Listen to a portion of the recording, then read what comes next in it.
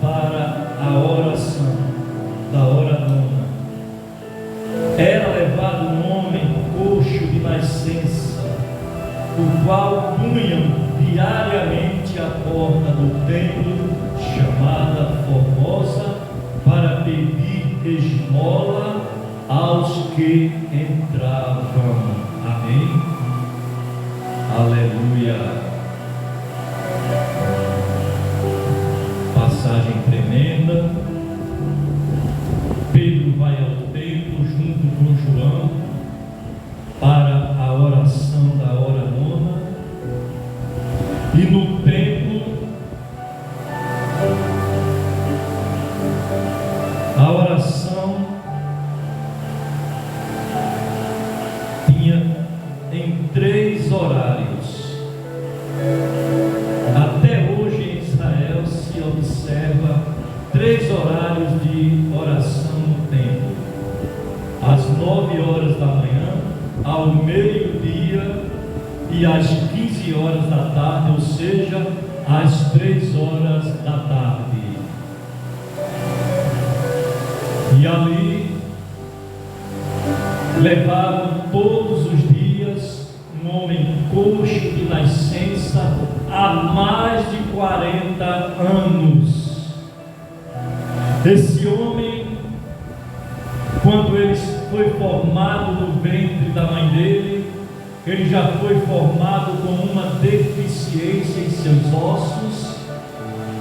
Os seus tornozelos, seus pés, melhor dizendo, eram virados para trás. Ele não podia se firmar de pé, não podia andar. Nós vemos hoje que há muitos coxos ainda, que muitos deles conseguem andar, meio assim, meio para lá, meio para cá, meio penso, mas consegue andar. Mas esse rapaz, ele não conseguia andar. Todos os dias ele estava ali à porta formosa do templo. E essa porta formosa do templo, ela é muito formosa. É a porta mais formosa que existia e existe ainda hoje. É muito formosa essa porta. E essa porta chama-se Jesus Cristo, porque Ele diz na sua palavra: eu sou a porta.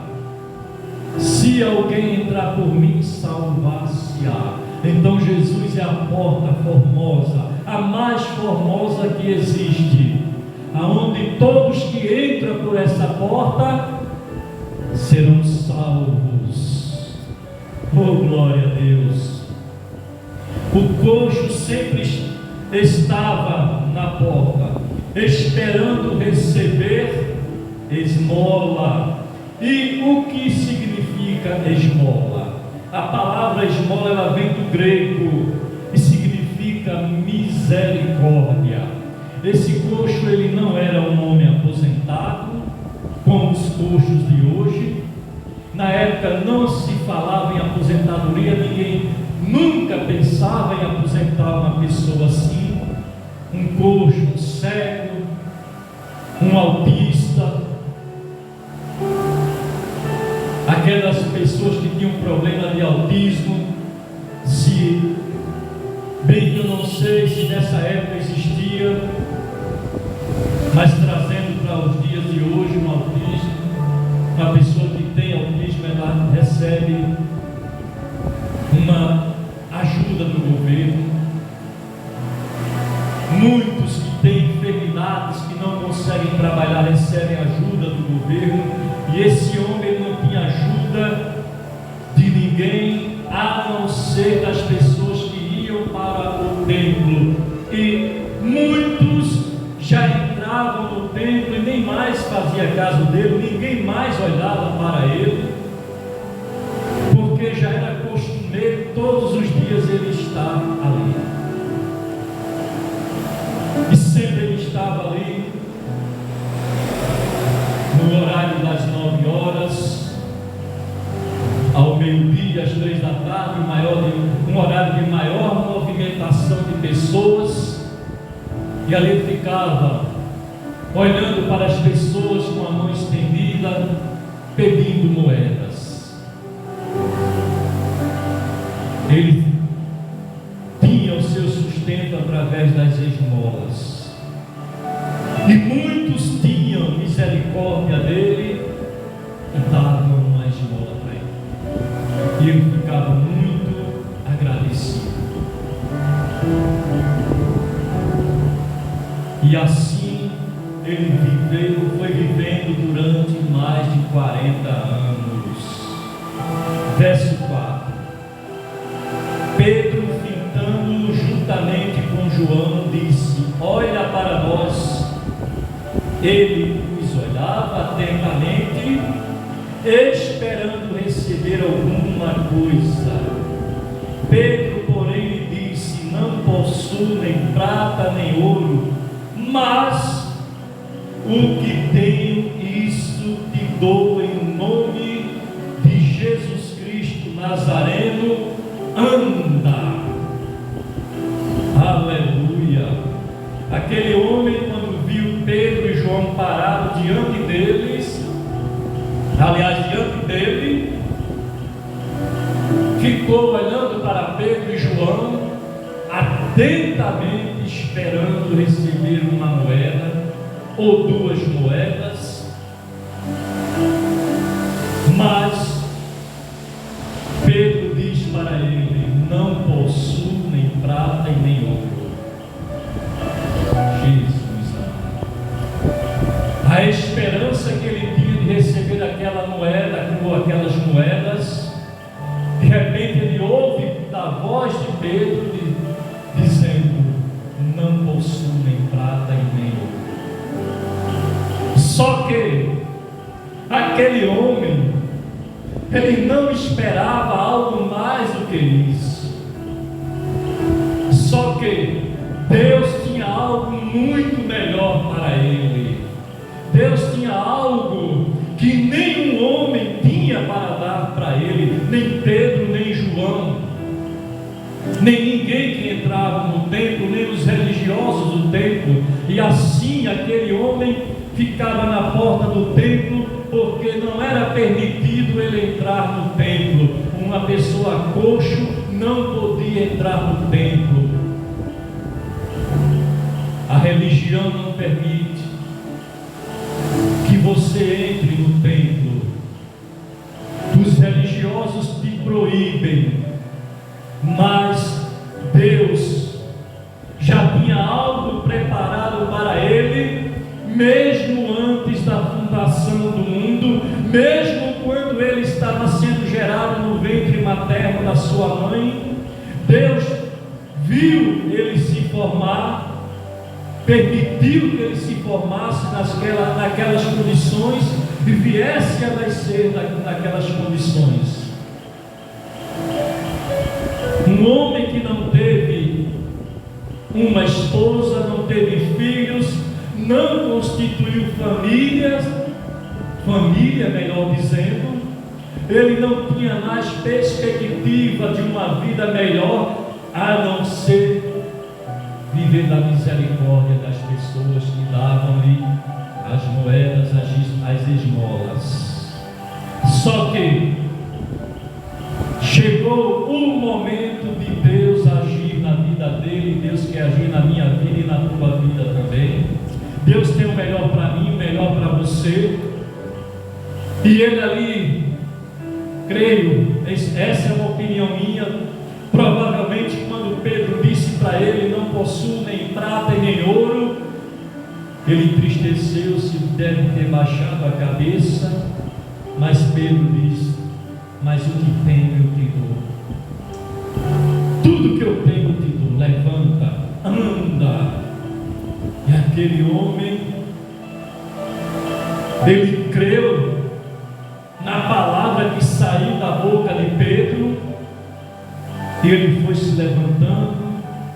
Com certeza Pedro foi ajudando ele, mas João levantando ele. E quando ele menos esperou, aqueles pés que eram voltados para trás de repente volta ao normal, seus ossos se firmam, e ali ele ficou de pé. E no momento que ele ficou de pé, ele sai entrando no templo, pulando, saltando de alegria, glorificando a Deus, agradecendo a Deus pela cura que ele recebeu através da vida de Pedro e de João. E muitos ficaram olhando para Pedro e para João, atônitos, porque nunca tinham visto um milagre tão grande daquele acontecer na vida de uma pessoa. Oh, glória! E aquele homem todo feliz, todo agradecido, entra no templo, glorificando a Deus. Tão somente grato pela vitória que ele recebeu. Aleluia! Acompanha comigo. E tomando-o pela mão direita, o levantou. Imediatamente os seus pés e tornozelos se firmaram. De um salto se pôs em pé. Passou a andar e entrou com eles no templo, saltando e louvando a Deus. Viu todo o povo a andar e o louvar a Deus. E a louvar a Deus, e reconheceram ser ele o mesmo que esmolava sentado à porta formosa do templo, e se encheram de admiração e assombro por isso que lhe acontecera. Aleluia! Todos ficaram assombrados com aquele milagre. Eu havia falado que era opinião minha eles terem levantado ele, mas Pedro e João levanta ele. Aleluia! Louvado e agradecido seja o nome do Senhor. E assim, meu querido, minha querida, você que está coxo, você até está de pé, até anda, mas você é um coxo.